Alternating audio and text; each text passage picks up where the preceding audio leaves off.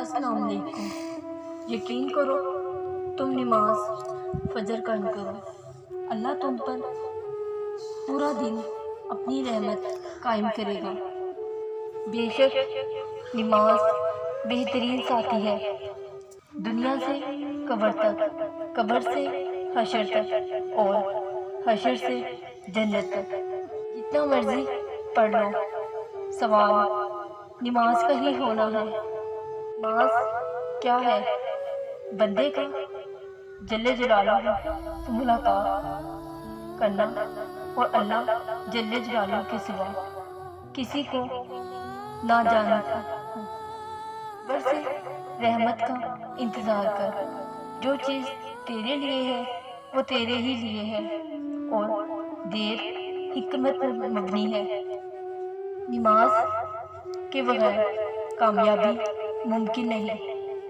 جس شخص کو نماز کی عادت ہو جائے پھر اسے سکون نہیں ملتا نماز پڑھے بغیر۔ نماز کی فکر اپنے اوپر فرض کر لو، خدا کی قسم دنیا کی فکر سے آزاد ہو جاؤ گے اور کامیابی تمہارے قدم چومے گی۔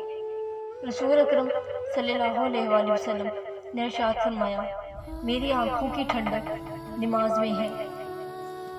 القرآن گناہ گاروں سے پوچھ رہے ہوں گے کہ آخر تمہیں دوزخ میں کون سی چیز گھسیٹ لائی، تو وہ لوگ کہیں گے کہ ہم نہ نماز پڑھتے تھے۔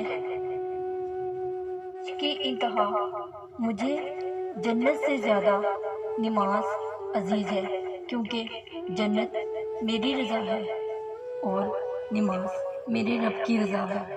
نماز مومن کا نور ہے۔ رسول اکرم صلی اللہ علیہ وآلہ وسلم نے فرمایا، میری طرف سے دین کی بات گواہوں کو پہنچاؤ، اگرچہ ایک ہی آیات ہو۔